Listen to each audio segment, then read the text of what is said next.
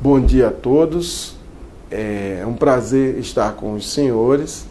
Meu nome é Antônio César Cavalcante Júnior, sou advogado, atuo na representação judicial do Conselho Nacional de Técnicos em Radiologia e tenho o prazer de me dirigir aos senhores e às senhoras, por delegação da presidente do Conselho Nacional de Técnicos em Radiologia, Valdelice Teodoro, que infelizmente não pôde estar com os senhores e as senhoras em face da realização de uma cirurgia a qual está se recuperando. Primeiramente, a gente tem que entender o que é o conselho. Por que um conselho de profissão regulamentada para fiscalizar as profissões? O Estado se organiza através de organismos de ação, de entidades de ação. E essa atuação do Estado com relação às atuações das atividades profissionais é exercida através dos conselhos de profissões regulamentadas. O Supremo Tribunal Federal decidiu recentemente em ratificar o munus público dos conselhos. Então, todos os conselhos e todas as áreas de ocupação das profissões são públicos. Cada profissão tem sua lei específica. Por exemplo, a medicina, Lei 3268/57, farmácia, Lei 3280/60, medicina veterinária tem sua lei e a radiologia tem a Lei 7394 de 1985. Em 4 de junho de 87, foi promulgada a Lei da Radiologia, 7394 de 85, e hoje o Conselho Nacional de Técnicos em Radiologia congrega 19 conselhos regionais de técnicos em radiologia, que são organizados nos 26 estados e no Distrito Federal. Essa singularidade de só termos 19 estados é uma singularidade da profissão, pelo número de profissionais. Então, alguns estados da federação, cada região pode possuir uma jurisdição que vai atuar em 2 ou 3 estados. Isso é uma organização específica da radiologia.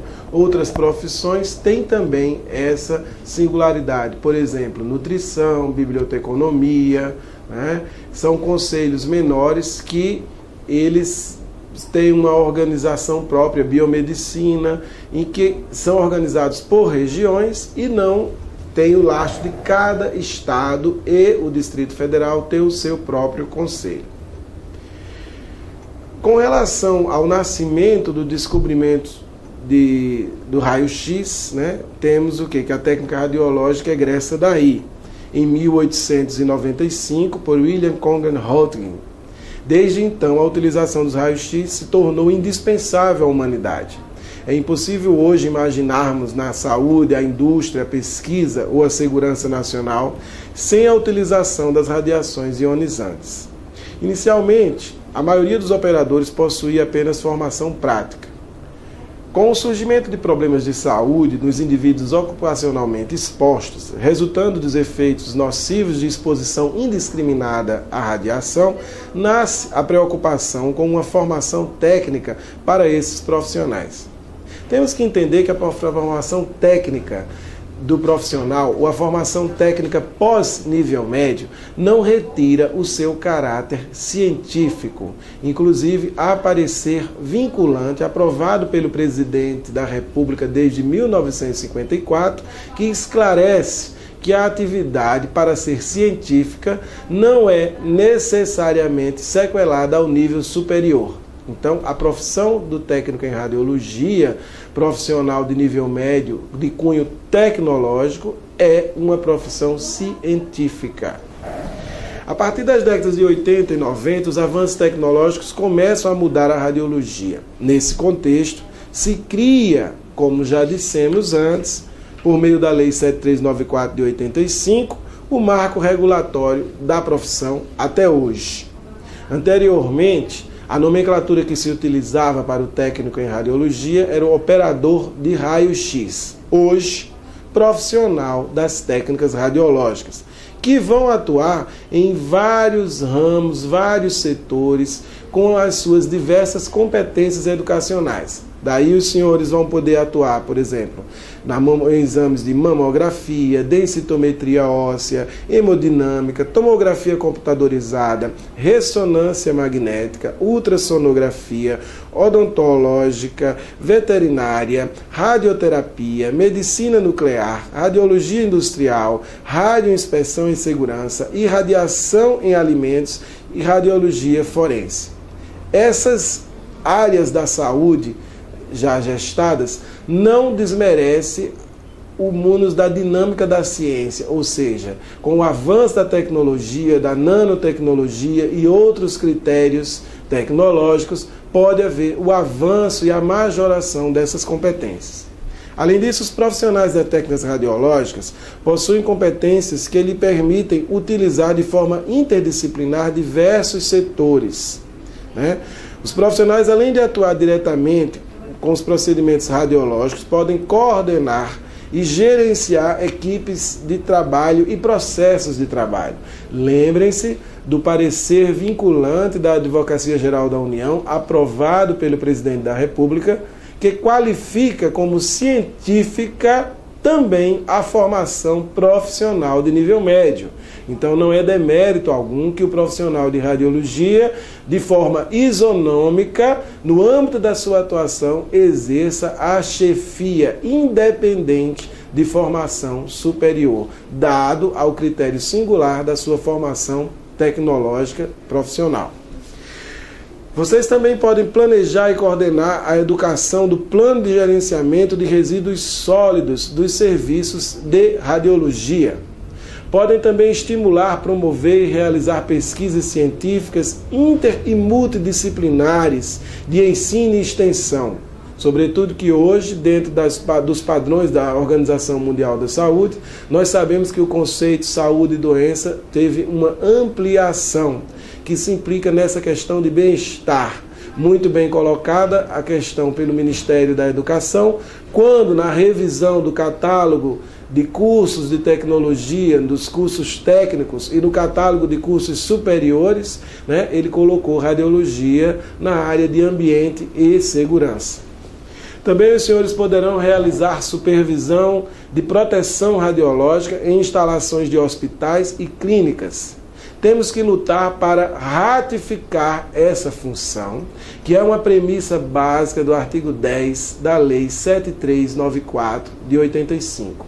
Há interfaces que os senhores vão enfrentar no curso de trabalho com outras atividades, por exemplo, na questão da medicina nuclear, na questão até do transporte ou dessa supervisão de proteção radiológica no campo da radiologia nuclear. Os senhores vão encontrar certos óbices, mas que devem ser firmes para preservar as prerrogativas profissionais. Também poderão realizar treinamentos de pessoal envolvido em processos radiológicos, como eu já disse e reitero, um parecer da Advocacia Geral da União de 1954, aprovado pelo Presidente da República, tem força de lei e é aplicável em toda a administração federal. O critério dos senhores da formação profissional de nível médio não derroga o mundo científico da profissão das técnicas radiológicas. Então, o mercado de trabalho ele é amplo, vai muito além da área da saúde. É certo que nós estamos ainda muito tímidos por questões mesmo tecnológicas, de avanços tecnológicos do nosso país, na questão da radiologia industrial, na questão da radiologia nuclear, por situações de problemas que nós enfrentamos em áreas afins, né, de exercícios, muitas vezes algumas autarquias que regulamentam e usurpam as atribuições do Conselho Nacional de Técnicos em Radiologia. Por exemplo, vocês vão ver a Comissão Nacional de Energia Nuclear regulamentando aspectos profissionais num contrassenso que essa regulamentação somente pode ser feita pelo Conselho Nacional de Técnicos em Radiologia. Os senhores vão enfrentar muitas vezes algumas profissões de nível superior querendo avançar, né, e querendo desmerecer ou mitigar os avanços das técnicas radiológicas e seu cunho profissional para reserva de mercado.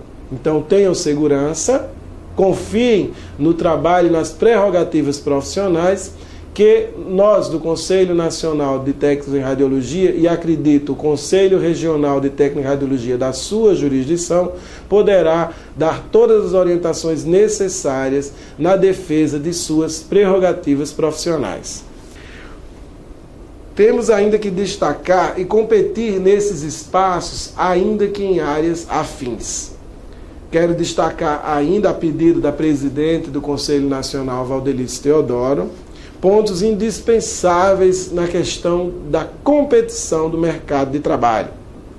Os senhores devem sempre possuir conhecimento científico e conhecimento técnico atualizado, ou seja, nunca se pode parar de estudar, pois a radiologia não para de evoluir, né?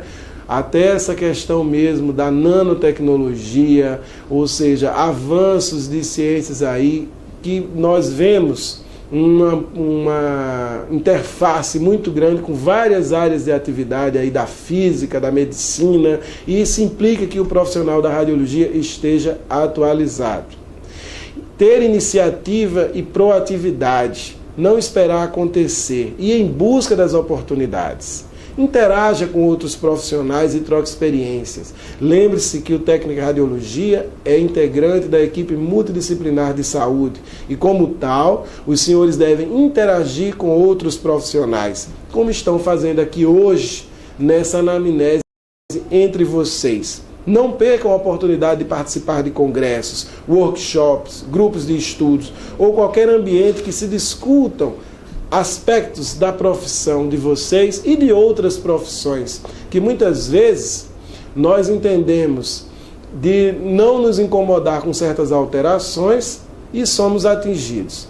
Por exemplo, a Lei 8.112, que os senhores devem ter conhecimento, de 1990, trata do regime jurídico único de trabalho da administração federal. Essa lei houve uma alteração dos artigos na questão do pagamento da insalubridade dos profissionais, todos os profissionais, inclusive as técnicas radiológicas. Mas os senhores, como técnicos de radiologia, são amparados por uma lei especial de 1950, a Lei 1234 de 1950. A União, ela retirou o pagamento dessa insalubridade e colocou num teto de R$260. Os senhores têm direito a receber 40% de insalubridade. Ou seja, os senhores têm uma lei especial assegurada desde 1950. A Lei 8.112, que trata de norma especial, não pode derrogar aspectos consolidados da legislação profissional dos senhores e das senhoras. Então, uma lei, não, a par de condições gerais ou especiais, não derroga nem modifica a lei anterior. Tamanha a luta que os senhores vão traçar para defender prerrogativas. Daí que eu me aventurei, agradeço a oportunidade da presidente de estar aqui com vocês e confiante de que essa mensagem vai se protrair e que possamos consolidar as prerrogativas da radiologia no Brasil. Muito obrigado.